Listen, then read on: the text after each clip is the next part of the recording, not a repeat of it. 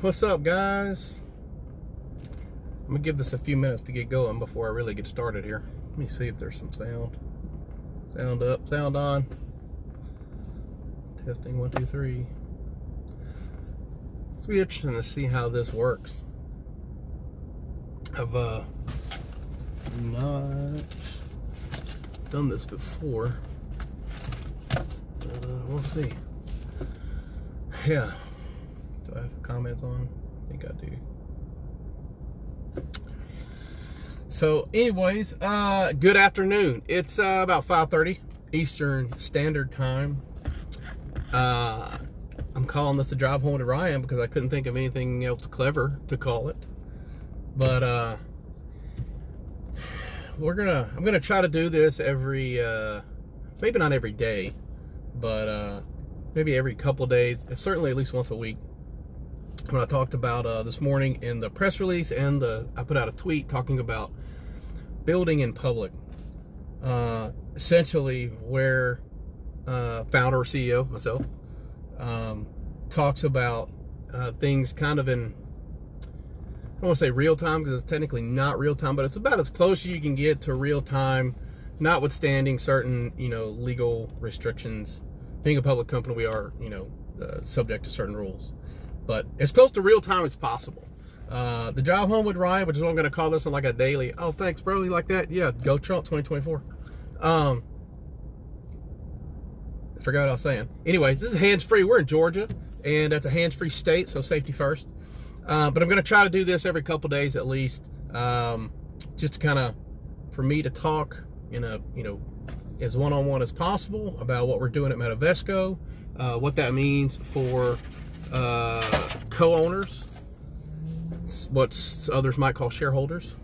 I call them co-owners because from a very technical standpoint, when you own stock, you own a share, okay, a share of a company, and you're a co-owner in that company, okay? So I call shareholders co-owners, and I have for as long as I can really remember. So yeah, so we're gonna call them co-owners because that's what they are. That's what you are. That's what I am. And yeah, this will just give me an opportunity to just have a one-on-one, hey, what's up kind of conversation with the shareholders, the co-owners, and just tell you what we're working on over here. So I want to do this in public. I made that statement this morning, and I do. I feel like we've got a very unique opportunity here with Metavesco. We can, we've got, and I call it the new Metavesco, and I'll talk about that in a moment. But, we can build this business, and we can do it by sharing information in as real time as possible with the co-owners. And it's nice that, Twitter, aka X, gives us that opportunity now. We didn't have that 10 years ago. Periscope, maybe. But anyways, yeah, so the new Metavesco. Why am I calling it the new Metavesco? Well, because now we are a very different company, fundamentally and philosophically, than we were even a month ago. I recently talked about crypto regulation and how the current regulatory framework is just not conducive to people that want to be in crypto. So Metavesco liquidated the majority of its crypto holdings. We still have Bitcoin and our Bitcoin miners. For the moment, those are safe from the chopping block. But the rest of the crypto, we basically liquidated all that. So right now, we've got our Bitcoin mining operations. We've got our consumer packaged goods, which is Boring Brew. Boring Brew also handles our Maga water, Drink Maga. You can order your own at drinkmaga.com. So we've got Boring Brew, and of course, announced this morning, we've got Epic Labor. So we acquired Epic Labor. It was official this past Friday, the 27th at 11:59 p.m. So we announced that this morning.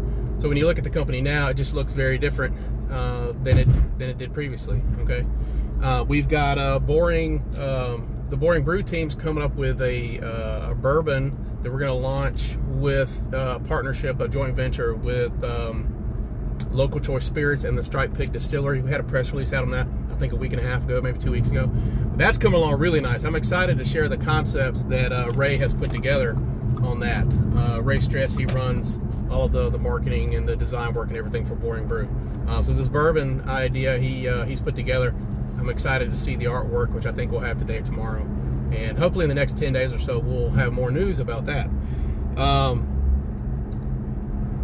Let's talk about Epic Labor, which I think is probably, that acquisition is probably the biggest fundamental change to Metavesco, not only the company as it looks, but my time, commitments, and investments will change drastically now that we have Epic Labor in here.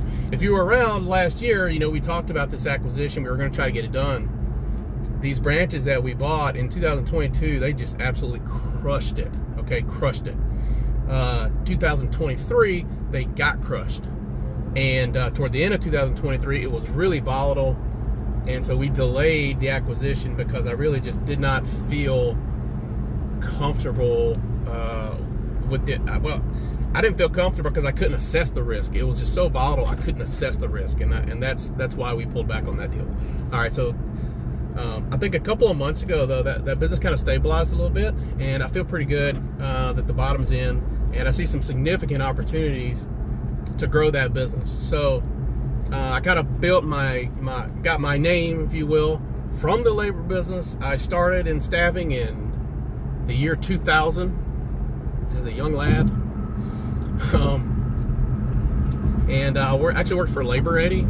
That's a good looking car just passed me. Which at the time was a fast growing on-demand staffing provider.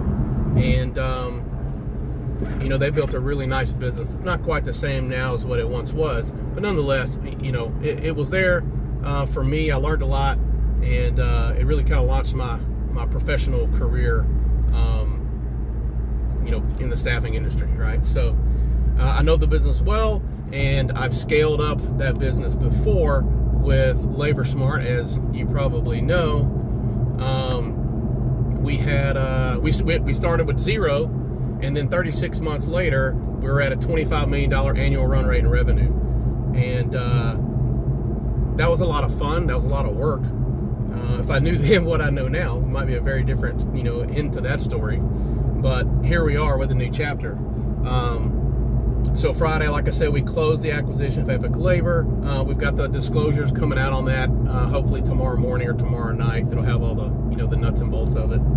I think everybody will be very happy with how that worked out. So these two offices, so getting back to the building and public part.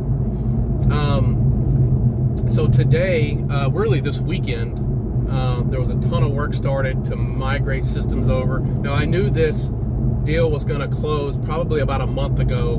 You know, I'd kind of made the decision internally that, hey, we're going to go ahead and we're going to proceed with this deal. It's just, it's time, it's right. And, you know, we initially talked about back in December or maybe November about buying 4 offices. We're not buying 4, we bought 2, and it's just going to be the 2. But that deal by far consumed my entire weekend. And not just mine. So the staff, all the staff's coming over with the deal, including the corporate staff, which is important. All of the internal inner workings, infrastructure, software systems, etc. It's coming over. Some of it had to be migrated into a new, not a new platform, but just a new workflow, I'll call it. Because, you know, we are a public company, so we have to keep records in a little bit of a different fashion. So it's been a lot of work on that over the weekend and this morning. The staff was focused on notifying customers of the change. It's just a name change for them because they were doing business as, so Epic Labor was doing business as Labor Smart under a licensing agreement from Labor Smart, not Labor Smart, the public company, LTNC, but Labor Smart, the private company based out of Delaware, which I own. So the licensing agreement is not coming with the deal, though. So Epic Labor will be Epic Labor. Metavesco incorporated Epic Labor last year in anticipation of closing this deal, and we actually trademarked the name Epic Labor. I don't know why they didn't have it trademarked, but whatever. We trademarked it. January, I think, maybe. I don't know. But in any case, it's filed. So we spent the day, or I didn't spend the day, the staff spent the day notifying customers of the change. Hey, different name, same great staff, same great service. The corporate staff spent a lot of the day really just doing their normal functions. There was a ton of payroll that had to be done from the weekend, and that's still in the process of being migrated over to the Metavesco accounting system. Again, as a public company, we do have some different rules to follow and how we keep our records. But in any case, I feel pretty good progress there. I spent the morning working on our funding. So you look, these two branches, they're not doing like, $20 million a year in revenue or anything, okay? But they'll probably do, conservatively, I would say a little over 2 million. And if you work that out on a weekly basis, that's a lot of payroll, okay? Because the payroll is gonna run somewhere around 60 to 65% of the revenue. So you can kind of do the math on how that works out. And that's just the payroll, the wages portion, not the work comp portion, not the taxes portion. All right. So I spent the morning working out the funding arrangements. We're going to be stepping into working. So Epic had its own funding. I've been talking with them for months now. We're going to work a deal. I feel pretty confident that it's going to be finished up tomorrow morning. I mean, they basically agreed to it, where we will assume their line of credit, and I think it's $1.5 million or $2 million line of credit. So we'll assume that in the future liabilities that go with it. Once that's all inked up, we'll disclose it, of course. But working with those guys, they're a good group, and I feel like they'll allow us to grow. And I didn't buy this thing to do a couple $1 million a year in revenue, okay? And I'll talk about why we bought it in a minute. The other part of my morning was spent working with the back end payroll service. So we use a third-party employer of record service to keep track of all the payroll filings, the tax filings, but also the work comp and the general liability. And that's important because by using this service, we have access to work comp. Basically, I don't know if it's all 50 states, but it's at least like 42. Okay, we're not really interested in going to 42 states right now. This is for the moment at least, a regional play. Okay. But I've got a great relationship with the guys that run all that back end stuff, the back office portion, and I notified them several weeks ago that this was coming. They're prepared for it. They're all on board with it, so I'm excited about that. Now, the downside to using a service like that is they won't admit it, but I'm pretty sure they've got at least a 6%, like a 600 basis point spread. Okay, they might call it an admin fee. I don't. For me, it's the